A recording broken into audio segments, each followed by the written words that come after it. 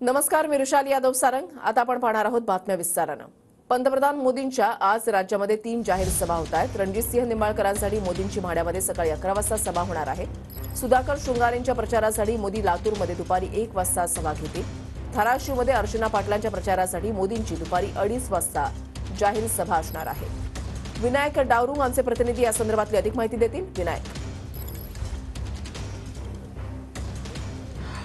रुशाली बरोबर आहे। आपण जर पाहिलं तर प्रचाराचा संपूर्ण धमाका जो आहे तो सुरू आहे। मोदींच्या संपूर्ण सभा ज्या आहेत त्या राज्यभर मोठ्या प्रमाणात झंझावत सभांचा सुरू असलेलं पाहायला मिळतोय। आज सुद्धा 3 सभा ज्या आहेत त्या होत आहेत। त्यामध्ये लातूर, धाराशिव आणि म्हाडा अशा सभांचं नियोजन जे आहे ते करण्यात आलेलं आहे। सकाळी म्हाडा या ठिकाणी या सभेचं आयोजन करण्यात आलेलं आहे। आपण पाहू शकतो या सभास्थळाची सगळी तयारी जी आहे ती झालेली आहे। मोठ्या प्रमाणात पोलीस बंदोबस्त जो आहे तो तैनात करण्यात आलेला आहे। रणजितसिंह निंबाळकर यांच्या प्रचारार्थ पंतप्रधान नरेंद्र मोदी जे आहेत ते आज म्हाड्यामध्ये आहेत आणि म्हाड्यामध्ये या ठिकाणी प्रचारार्थ त्यांचं या ठिकाणी भाषण जे आहे ते होणार आहे। साहजिकच आपण जर पाहिलं तर गेल्या काही दिवसापूर्वी म्हाडा हा लोकसभा मतदारसंघ जो आहे हाय व्होल्टेज ड्रामा जो आहे तो आपल्याला पाहायला मिळाला।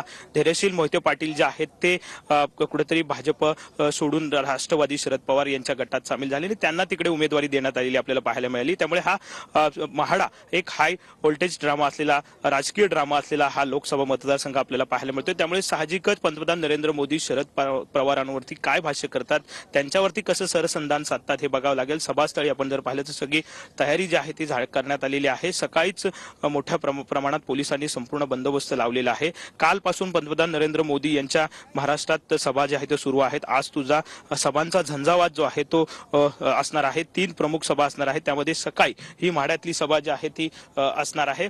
साहजिकच आपण जर पाहिलं तर म्हाडा लोकसभा मतदारसंघामध्ये ज्या पद्धतीने मागच्या काळामध्ये महिनाभर आपण जर पाहिलं तर वेगवेगळे राजकीय ड्रामे जे आहेत ते आपल्याला पाहायला मिळाले आणि त्यानंतर शरद पवार यांच्यावरती आता पंतप्रधान नरेंद्र मोदी कशा पद्धतीने निशाणा साधतात। कारण काल सुद्धा आपण जर पाहिलं तर शरद पवारांवरती सुद्धा पंतप्रधान नरेंद्र मोदी यांनी निशाणा साधला होता आणि आज म्हाडा प्रामुख्याने या लोकसभा मतदारसंघामध्ये पंतप्रधान मोदी येत आहेत। त्यामुळे सकाळीच कशा पद्धतीने या सभेला जोर पकडतो हे बघावं लागेल। नक्कीच धन्यवाद विनायक दिलेल्या सविस्तर माहितीसाठी।